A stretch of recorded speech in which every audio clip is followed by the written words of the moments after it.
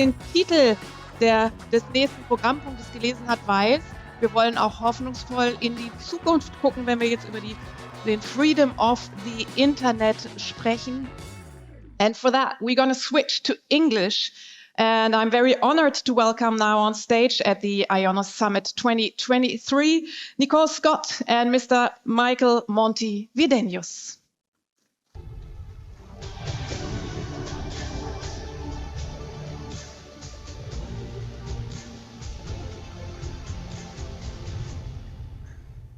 Well, Monty, we've got about 20 to 25 minutes to dig into all the burning questions that I have. So Okay, I got my big boy pants. I'm ready. You ready? of course. So the first question I actually have for you, how many children do you actually have? 3 own, 4 in the family. Okay. Can you tell me a bit about your other children? So I have all my children. So we have in the order of creation, so to speak, that you have Me, who gave the name to MySQL. You have Max, who gave the name to MaxScale and MaxDB. Then you have MariaDB, and then from my wife's side, we have Katarina. So I also have kind of non-human children, lots of dogs, lots of cats, lots of animals. probably the most rewarding, maybe. At least they're always happy with me, whatever I do. So one of the questions that I've been asking myself over the last few weeks, because I'm actually doing a content series with IONOS, digging into the questions about how free is our internet really. Yeah. And one of the things that I've been picking on actually, and it's like almost like a little bit of a scab because I see something underneath, but I can't really figure out what it is. And so like when I look at things like database and internet infrastructure and how the internet is like really physically made up of the hardware and the software, Yeah. I see this relationship between how the infrastructure impacts the content that we have online. But it seems a bit fuzzy, this connection. Like, do you see anything in there for me? Kind of more a practical guy. I know all the pieces, and for me, it's like a Lego. You just build a castle, and everything is based on something else. So, as a technical person, I don't see a fuzziness in technology.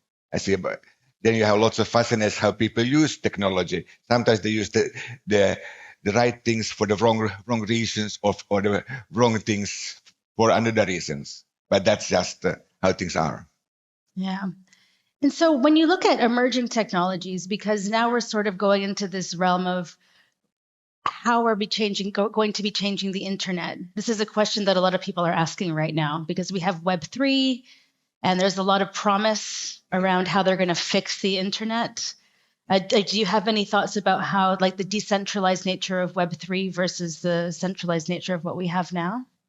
That's also, I don't really have a big, I try to see things from a user's point of view. And you have the things that the websites get fancy, richer, then you get AI into it, and you kind of use natural language and stuff. So things getting easier, but also more confusing. Right. From that side. As a programmer, everything I do is that I see how will that affects those who uses it. So I kind of look at, and that maybe is why some of my software is quite popular, because we are really focusing on making things easy. And some things that in the internet is getting easier, something is not.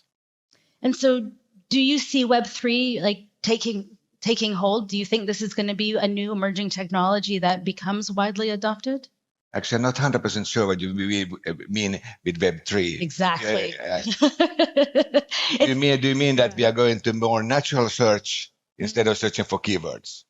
Or do you mean something more specific? Yeah, so a lot of the ways that I believe that it's a little bit more of an academic discussion than it is a little bit practical right now. Yep. But a lot of people who are pushing Web3 are pushing the fact that I should own my identity, right? And that everything that I put onto the internet, whether it's my search history or if I have a website, that all of this information is then centralized within me, right? And I'm not actually putting it onto the internet, right? Okay. I see a lot of danger in that.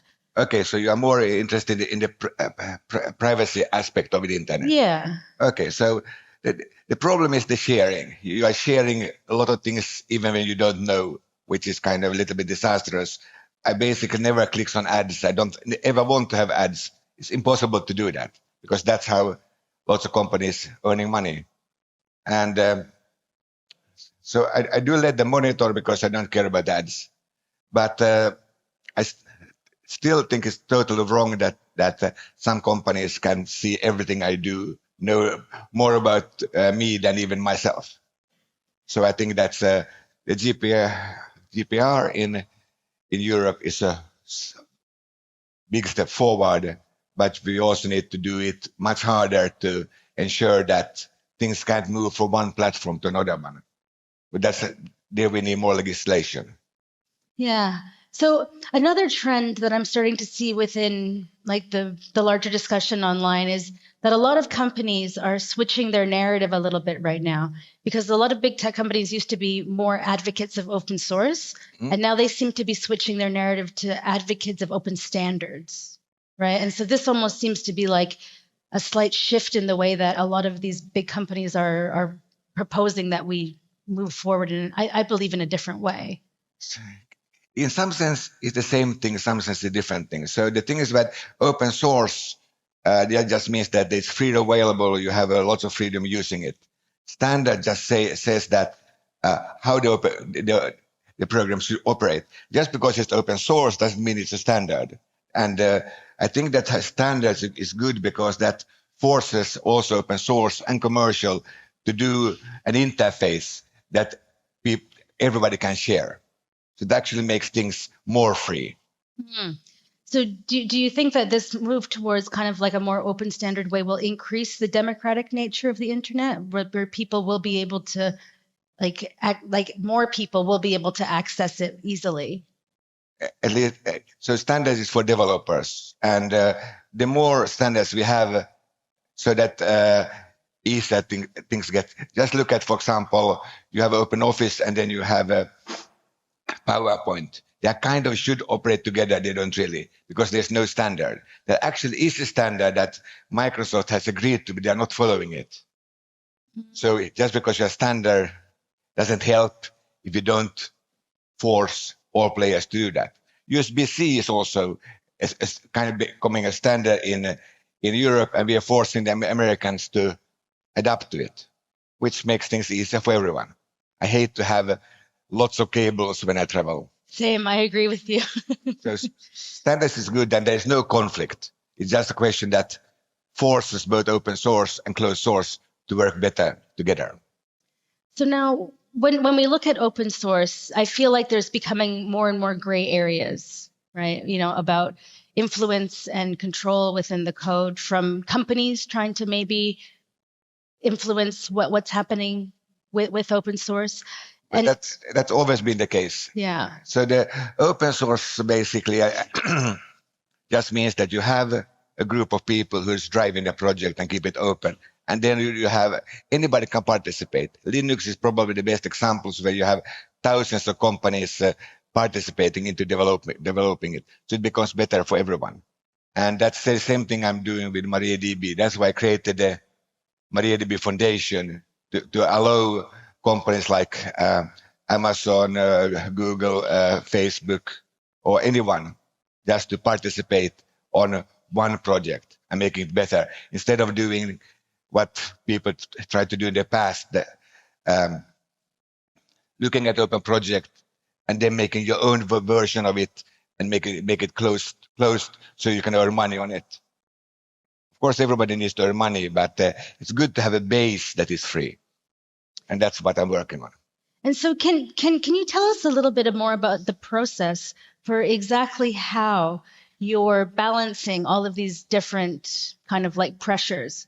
Because I feel like the corporate influence is different now than it has been in the past. We have, you know, a few major tech companies that have quite a lot of power, like whereas 15 or 20 years ago, it wasn't the same kind of dynamic that we have today. So how have things changed with trying to keep that balance? I think it changed a little bit that large corporations start to realize that if they are based on something that they really, really need, they kind of need to participate and just not take it for granted.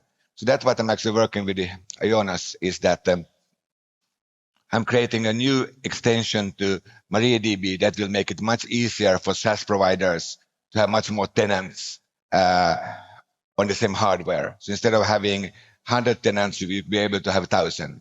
And in this case, IONOS is sponsoring MariaDB Foundation for getting that done. And we are doing the same thing with other entities. And Linux has been very successful for doing that. But in general, open source has a lack of funding. And most open source projects are getting things done because they have companies depending on it. They have a couple of employees kind of doing what they need in somewhat coordinated or uncoordinated fashion. But I would like to see things change so that we will find a method for ensuring that all open source projects could actually get funding. So, for example, having an open source tax for all SaaS providers for anything, so that let's say that 1% of your revenue would go to for sponsoring all projects that you're using to do your service. I mean, that's kind of radical, but 1% would ensure that all open source projects would thrive. That's not a high cost. Or even a fraction of percent would help a lot. But it's hard to go to a service provider and say that you should pay an open source tax. But something needs to be done sooner or later. Yeah, no, I think that this is actually you're right. It's radical, but something does need to happen. Like there needs to be a change within how a lot of these big companies and how the ecosystem in general views and works with open source. Do you have any other ideas? Because I love this one. But also more collaboration. For example, before I started to work with IONOS, I didn't know what the feature would be from technical point of view. So basically, we're adding catalogs on top of our current structure, MariaDB, so that each tenant has something that looks like a full database and not the fraction that they usually get. So it's much easier to monitor if see that's bad neighbors. So you can see that he's misusing his select moving out, and that's easier. But by working with IONOS, I actually get to know the other pain points, so I can actually take those into account and make the product better. And that's something that lots of companies doesn't understand, that if they interact with the thing that they need, they can actually get the things that they didn't know that you needed. Because it's only by discussion you actually notice that, hey, this is actually problems that I have but hasn't registered. So we can do it better. Yeah, you mentioned one term that I actually just recently learned about, which is bad neighbors. And I didn't really understand the fact that, all his content's on a server, and if someone blocks that IP, it's everyone on that area. And, it's not my fault that my neighbor actually, did something bad. So it's like this is a really interesting pain point in order to identify which is the content that is the offending content. And I wouldn't have ever come up with this feature that this needs to be developed. I always thought that this idea that I should do sometimes. But half a year ago, I was at a server fest. IONOS was also there and others. And then I started to talk with SaaS providers. What do you need? And then I come up with this idea, and it seems that everybody loves it. But you need this interaction. And so in these conversations, when you're talking to a lot of different companies about what they're needing, are there any trends that you're finding that have emerged? Like any common pain points across the industry each industry, for looking at databases, each industry has totally different pain points, and never kind of had paid attention of the pain points for the SaaS providers, because most of our customers are basically running things in-house, on-premise, everything else. So they have different needs. They want to be able to easily move from Oracle to MariaDB to save costs, or be able to have more performance to handle more transactions.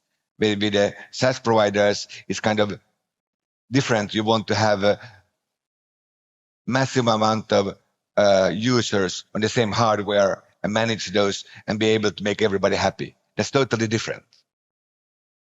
So that's why actually I'm happy with this project, because I learn more about the SaaS environment. That's cool. It's nice to work on a project where you're always kind of learning something new. Yeah. So looking at things that are new, there's a lot of new technologies that have recently come onto the market, and artificial intelligence is obviously something that we're all thinking about. So what excites you the most, or are you finding it that maybe it's something we should be less excited about and more cautious? So when you talk about AI, especially on the internet, there's lots of people who really like it, and then you have lots of people who are afraid of their jobs, really afraid, and they go to extremes to protect themselves. But for me, AI is just a tool, the same thing that when calculators came when I was young, the first electronic calculators, mathematicians maybe were worried that who would need them if you can actually do your calculations yourself. And then computers, was the next step. People were afraid of the jobs, and they got other jobs. AI is just a tool. It's not perfect. It will not replace humans for everything, but it will it's a tool like a calculator to make things easier. You still need to check it, because if you look at any discussions with AI, they basically lie, because if they want to come up with an answer, and they basically are programmed indirectly to never say no. It's better to lie than to say that you don't know, and that's a problem. And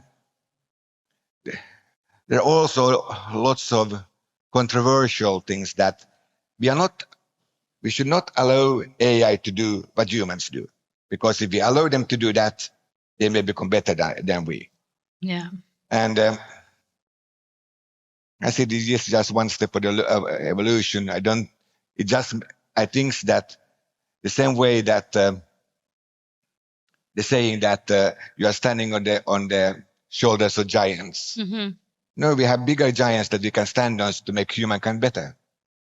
That's really true. It's really thinking about, like, why do we want to use this? That it is a tool, that it's that really is enabling us. I mean, I've personally started putting AI into my workflow, and I think that I'm only a little bit faster because I still think there's a bit of a learning curve. But I definitely think that sometimes my work is getting stronger because I'm able to have that like kind of banter almost with the machine. Yeah. But you also have the things that, if you want to talk about controversial ideas. Mm-hmm. So the issue is also the same thing with when you had started to having factories that automated. If factories make everything automated and AI handles all logical things, who will pay our salaries? Which actually is a problem. So I think that sooner or later what will probably happen is that big companies will be forced to hire this many humans according to their revenue, just to ensure that we have something to do.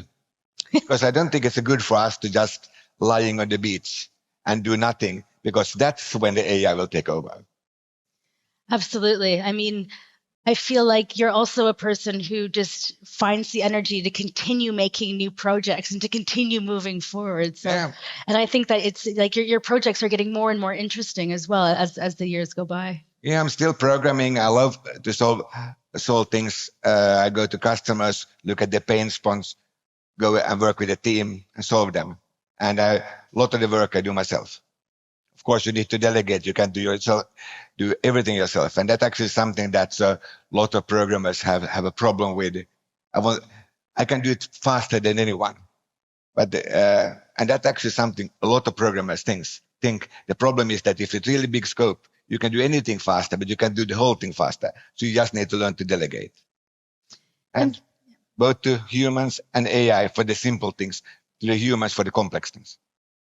Yeah, this is also how how I'm definitely seeing it. And also this moment of collaboration that you're actually talking about, collaboration and delegation. Yeah. This is something that I think the industry is moving a bit more towards, right? And I think that the way that companies are coming together, they're realizing they can't do things alone anymore. Yeah.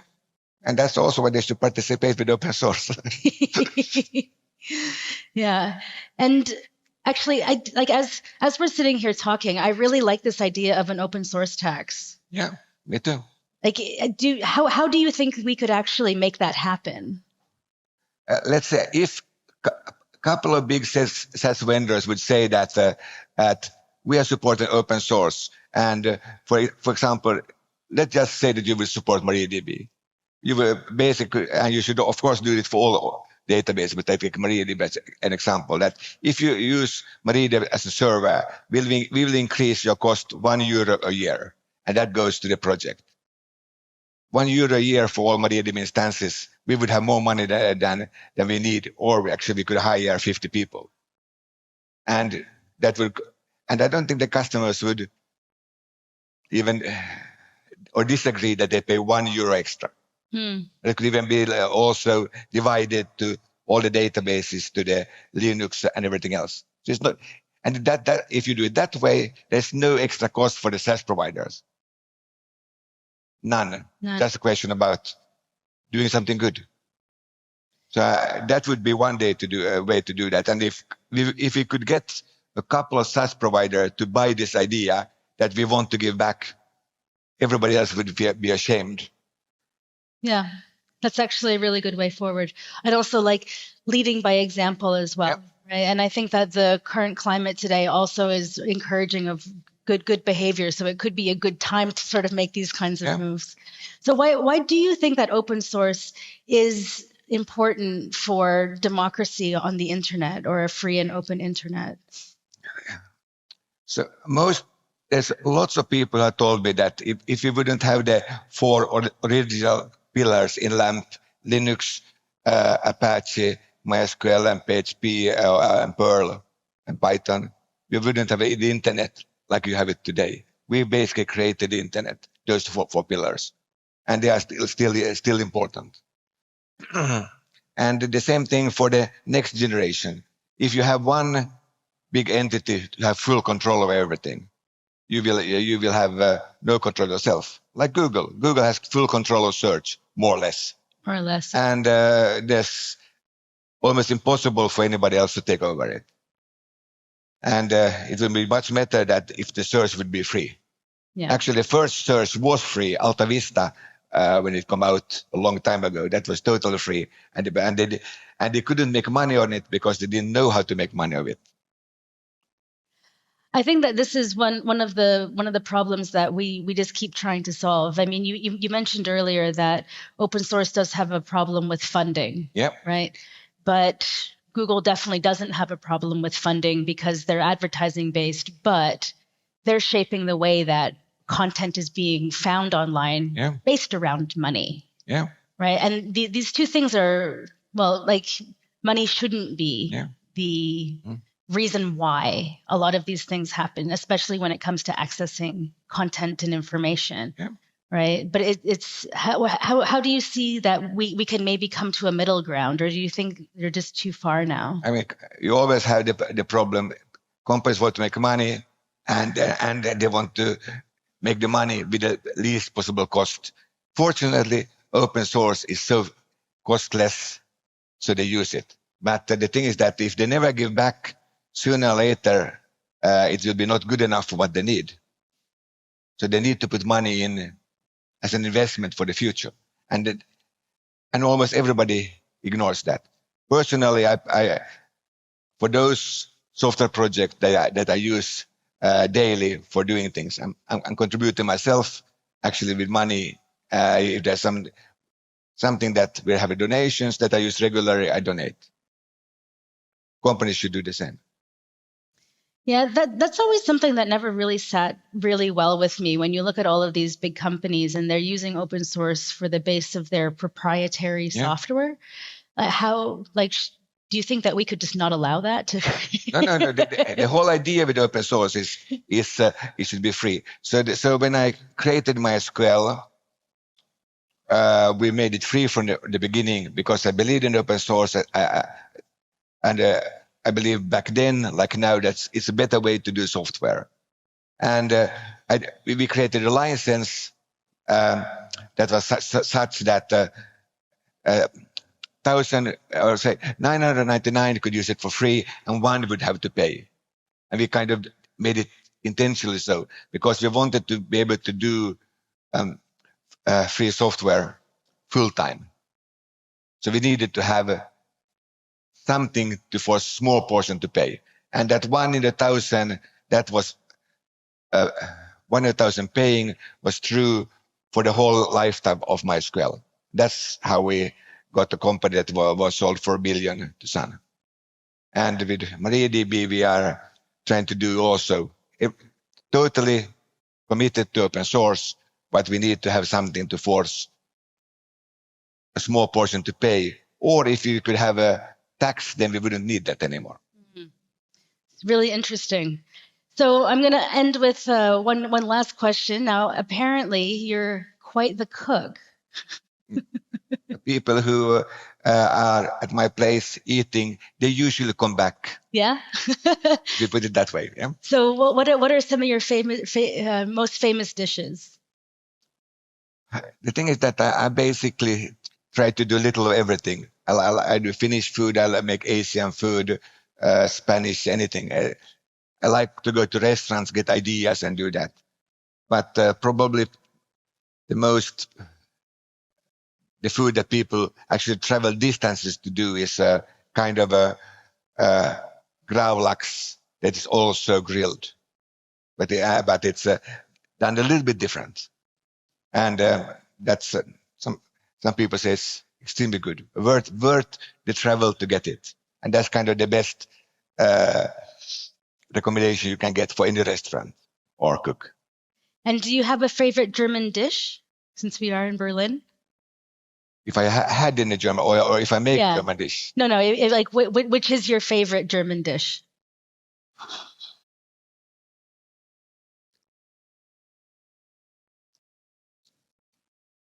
I'm trying to think of something that you can only find in German. So it's that's fair. Yeah.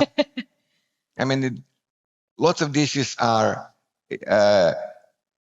quite close. I really like resti, that kind of from Austria, but you can also get it here. Oh, yeah. I mean, some of your sausages are really, really good. Yeah. And the bratwurst, that's the best one that you can get here. Yeah. It is much better in Germany than elsewhere. Just think about something that was a little bit more encouraging than bratwurst, but it's okay. I mean, I live here in Berlin, and I would struggle with this question also. All right, thank you so very much for taking the time today. Okay, thank you. Thank you.